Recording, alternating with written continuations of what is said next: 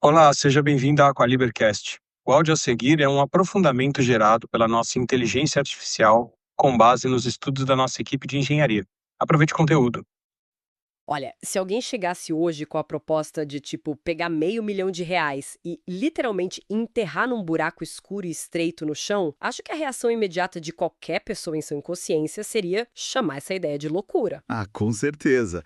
É o tipo de coisa que soa completamente absurda num primeiro momento, né? Pois é, porque grandes obras de engenharia, elas costumam ter uma presença visual muito marcante. Quer dizer, quando se investe milhões numa ponte ou num mega galpão industrial, o concreto tá ali, o aço tá ali, é tudo muito visível e imponente. Exatamente. Tem aquela materialidade que justifica o gasto aos olhos de quem paga. Mas e quando todo o maquinário, toda aquela complexidade estrutural e, bom, todo o risco financeiro ficam confinados a centenas de metros debaixo da terra numa escuridão total? É aí que a coisa muda de figura. É um cenário que desafia muito a nossa percepção de valor. Porque, veja bem, não tem uma fachada de vidro bonitona para admirar. Uhum, não tem nada pra mostrar na foto. Pois é. E, no entanto, essas infraestruturas subterrâneas, muitas vezes, elas são o que sustentam toda a viabilidade econômica do que está acontecendo lá em cima na superfície. E é por isso que hoje, no nosso mergulho profundo, a gente vai desconstruir exatamente esse submundo invisível. Nós estamos dissecando os dados de um estudo de viabilidade bem abrangente, de 2026, focado no desenvolvimento de poços no Brasil, que foi conduzido pela Aqualiber.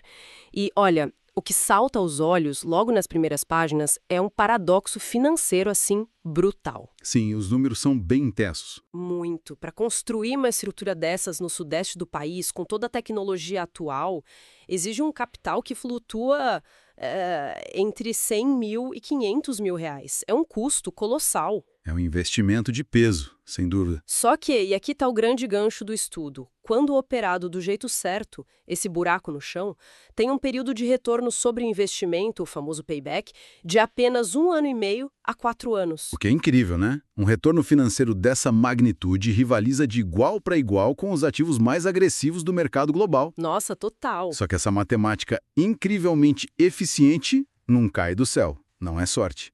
Ela só se materializa porque a engenharia por trás da captação de águas subterrâneas é implacável. E a nossa missão hoje é justamente traduzir essa física toda, química, burocracia, que operam longe dos nossos olhos. Porque para muita gente, arrumar água é só, sei lá, trazer uma máquina, furar o chão até achar um lençol freático e jogar um cano lá dentro. Ah, o famoso fazer um furo, né? Mas a realidade geológica que o estudo mapeia revela um jogo de xadrez em 3 dimensões contra a própria crosta terrestre. Então vamos começar desempacotando a maior ilusão desse mercado, que começa no próprio nome que as pessoas costumam usar.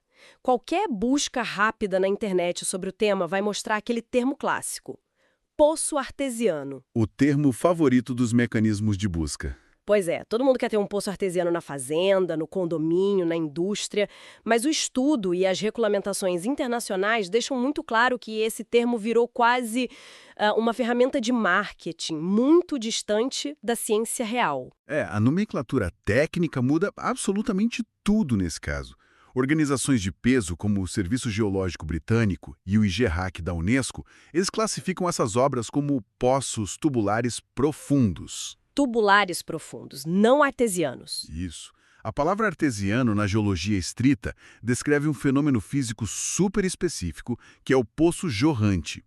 Isso só acontece quando a água debaixo da terra está confinada entre camadas de rocha impermeável sob uma pressão natural tão imensa que no momento que você perfura, essa pressão empurra a coluna d'água contra a gravidade. Ah, então ela sobe e jorra na superfície sem precisar de bomba nenhuma. Exatamente, sem qualquer ajuda mecânica. O que, estatisticamente falando, é tipo ganhar na loteria geológica, né? É raríssimo em aplicações comerciais ou urbanas comuns. A realidade é que quase todo poço tubular vai precisar de um sistema elétrico de bombeamento para arrastar essa água lá para cima. É a regra para quase 100% dos casos. Então, chamar qualquer poço que depende de uma bomba de artesiano artesiano seria como, sei lá, chamar qualquer carro de rua de Fórmula 1 só porque tem 4 rodas. O artesiano verdadeiro tem o próprio motor da natureza. O tubular comum exige um motor elétrico. E, sendo bem realista, essa distinção não é só preciosismo acadêmico. Ela muda completamente o peso jurídico de um contrato, não é? Sem dúvida nenhuma. Essa ambiguidade na linguagem cria brechas catastróficas em cláusulas de garantia de vazão. Porque, pensa bem, se o contrato promete entregar um poço artesiano e a água não jorra espontaneamente, o embate jurídico está armado ali mesmo. Nossa, o cliente pode alegar que não recebeu o que comprou? Exato. É por isso que o planejamento sério foge dessas armadilhas semânticas e se ancora em regulamentações muito estritas. E aqui a gente entra na norma brasileira, a ABNT-NBR 12212 de 2017. E olha, essa norma não é um guiazinho de boas práticas opcionais, é um verdadeiro roteiro de sobrevivência financeira. Sobrevivência financeira, gostei disso. E o que ela exige exatamente? Ela proíbe expressamente que qualquer broca toque o solo sem que antes o projeto passe por um diagnóstico de 6 fases obrigatórias. 6 fases antes mesmo de começar a furar? Sim, 6 fases. Estamos falando de análise de dados históricos da bacia, um levantamento topográfico detalhado, estudos geofísicos, o planejamento rigoroso do teste de bombeamento, modelagem financeira e, por fim, um laudo hídrico completo. Espera aí, deixa eu fazer o papel de advogada do diabo aqui. Se o governo e os institutos de pesquisa já disponibilizam mapas geológicos regionais gigantescos e gratuitos na internet, pagar milhares de reais para uma equipe de geofísica exclusiva para um único terreno não seria literalmente rasgar dinheiro? Ah, essa é a dúvida de 10 em 10 gestores. Pois é. Afinal, o mapa já aponta que o aquífero Guarani ou o Bauru Kaiowá passa exatamente debaixo daquela região. A água tem que estar lá. É como jogar dardos de olhos vendados só porque alguém te disse que o alvo está naquela direção da sala, não haja? É uma analogia perfeita. O problema de usar mapa regional para decidir onde perfurar um poço é o mesmo de tentar usar o mapa mundi para encontrar as chaves que você perdeu no carro. Nossa, a escala é outra. A escala engana brutalmente, e o estudo da Aqualiber traz dados duros sobre isso. Confiar só em mapas amplos é a causa raiz de mais de 90% dos retrabalhos e prejuízos milionários que chegam para eles corrigirem. Mais de 90%? Caramba! É muito alto. Debaixo da terra, a permeabilidade e as características da rocha mudam a cada metro. O Serviço Geológico dos Estados Unidos, o USGS, documenta muito bem isso. Dependendo da porosidade do material, a água pode se mover vários metros num único dia. O que seria um cenário ideal? Sim, o cenário dos sonhos. Mas se a broca desviar alguns metros e atingir uma formação mais argilosa ou uma rocha maciça, essa mesma água pode levar um século para se mover alguns centímetros. Um século para mover centímetros? Gente, para todos os efeitos de uso industrial ou agrícola, isso significa bater numa parede de pedra totalmente impermeável. O poço nasce morto. Exatamente isso. E as variações dentro do mesmo aquífero são dramáticas. Pegado o sistema Bauru-Kaiowá, lá no estado de São Paulo, a capacidade de transmitir água, a tal da transmissividade, chega a ser 5 vezes maior nas porções confinadas do Vale do Rio Tietê do que nas áreas onde a rocha aflora na superfície. Uma diferença de 5 vezes na mesma formação geológica. E a situação ganha contornos ainda mais extremos em aquíferos de rochas cristalinas, tipo os basaltos do Sul ou as pedreiras do Nordeste.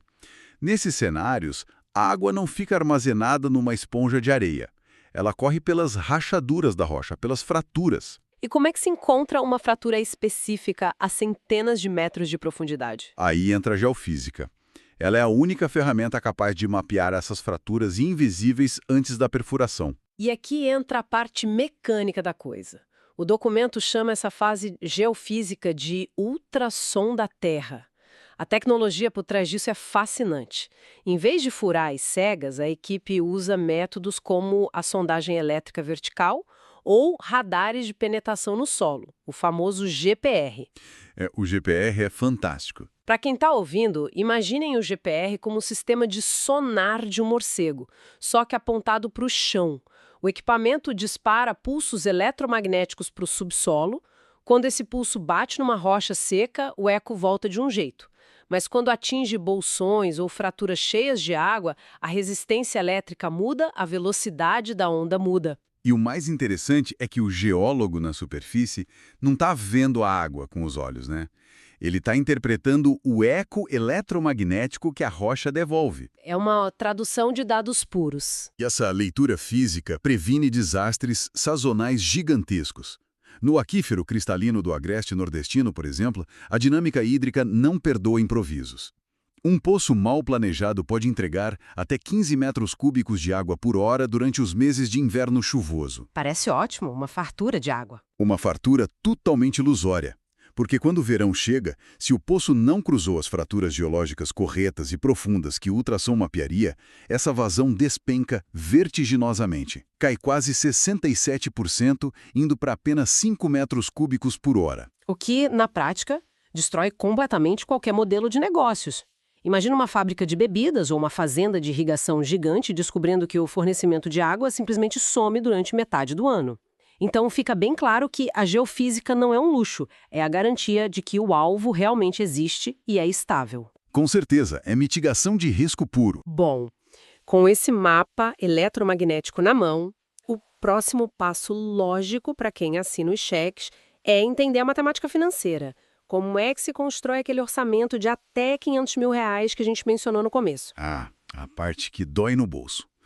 O custo de capital, que a gente chama de CAPEX, ele precisa ser fatiado em 4 blocos bem distintos para evitar aquele clássico pesadelo da obra que nunca acaba e só pede mais dinheiro. O terror de qualquer projeto. Como são esses blocos? Pegando o exemplo da perfuração em rocha basáltica lá no Sudeste, que costuma custar entre R$300 e R$650 por metro perfurado. A matemática se divide mais ou menos assim. Cerca de 8% do dinheiro vai só para mobilização. Mobilização. Tipo, levar o equipamento até o local? 8% parece muito só para transporte. Mas não é só alugar um caminhãozinho, entende? É transportar sondas de perfuração altíssimas, que pesam dezenas de toneladas, rodando por estradas de terra que muitas vezes são bem precárias. Depois, a perfuração bruta em si consome uns 50% da verba. O completamento, que é a arquitetura interna de proteção do poço, leva uns 25%. E a infraestrutura de operação fica com os últimos 17%. Certo. Então, peraí.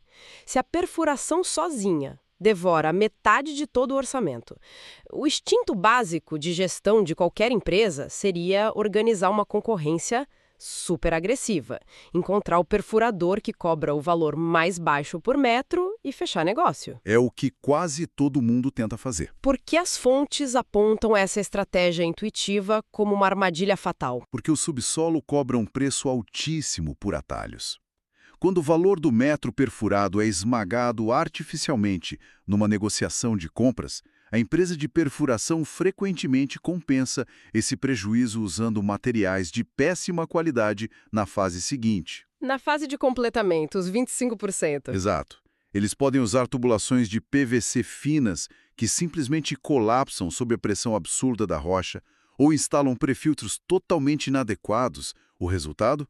O poço desmorona por dentro ou começa a puxar um monte de areia, o que destrói a bomba em pouco tempo. O famoso barato que sai absurdamente caro. E tem a questão da profundidade que muda radicalmente o jogo.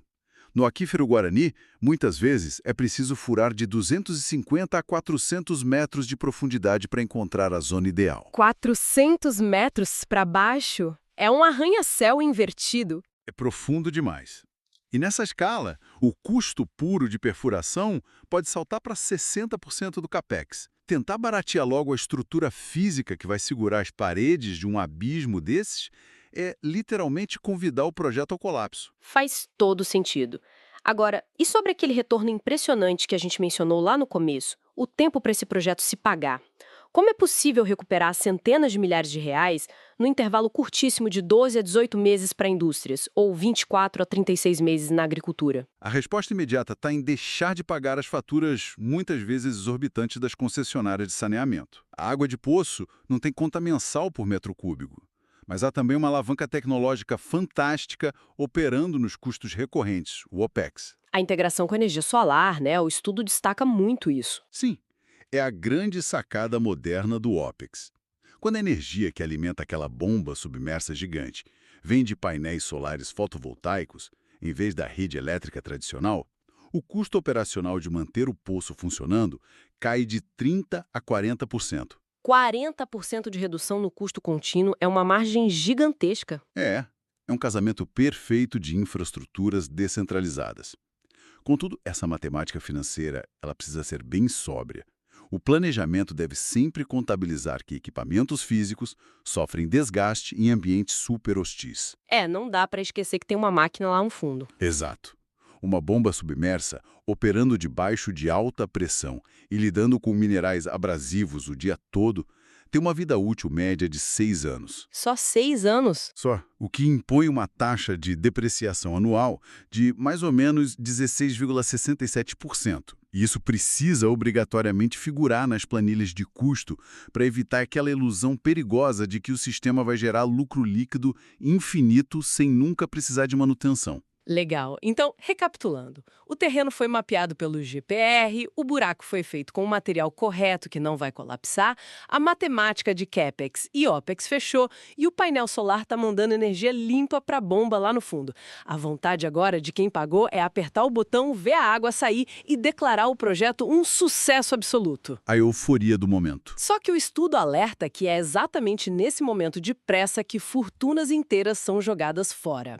Entramos na fase que separa, de fato, os projetos reais e sólidos das fraudes, o teste de estresse e a legislação implacável. É porque o momento da verdade não é quando a primeira água aparece, é quando essa água é provocada ao limite.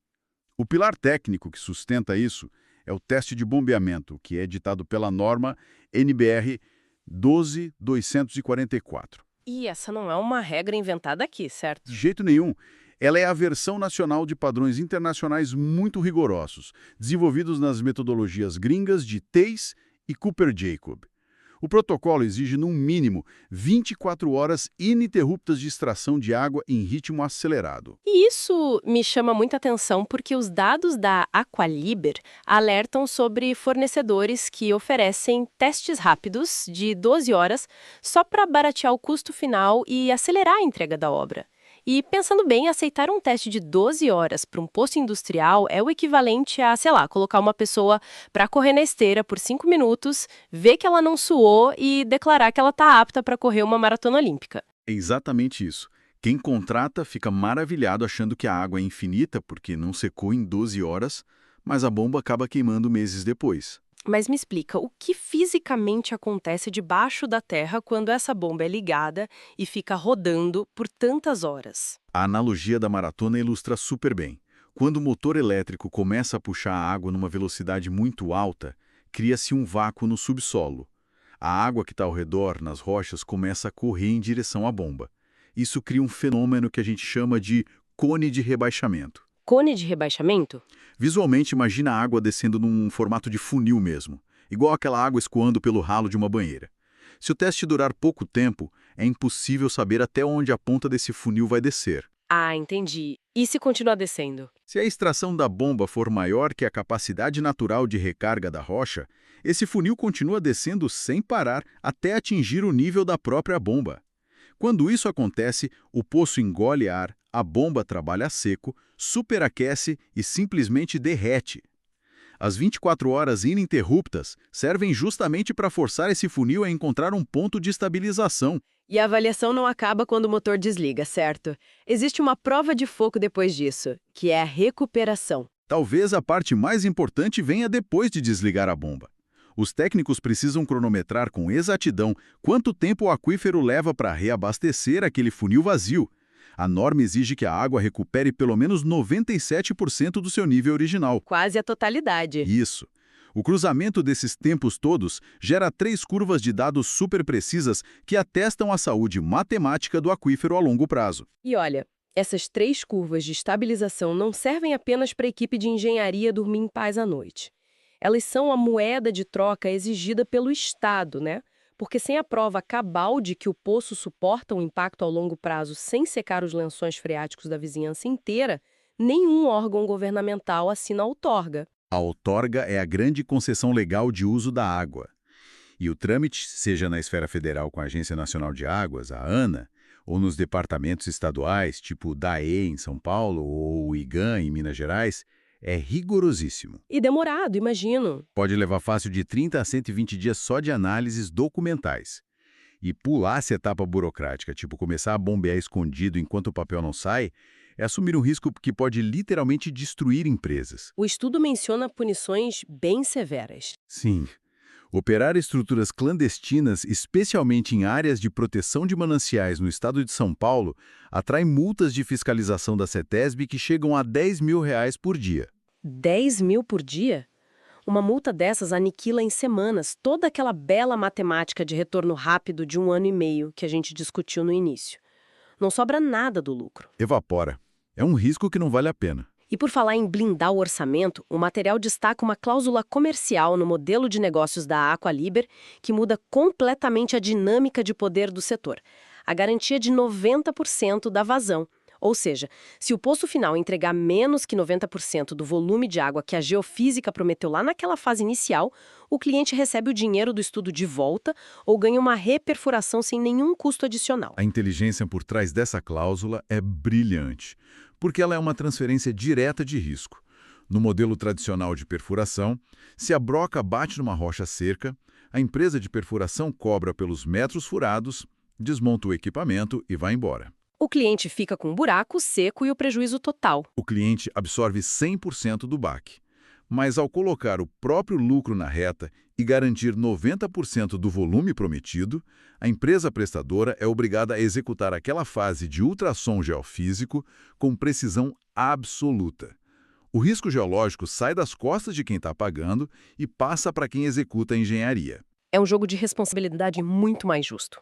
Bom, a água foi achada, o cone de rebaixamento estabilizou lá no fundo, o Estado carimbou a papelada e a vazão está garantida pelo contrato. Fim de papo, sucesso total. Quem dera. Nem perto, né?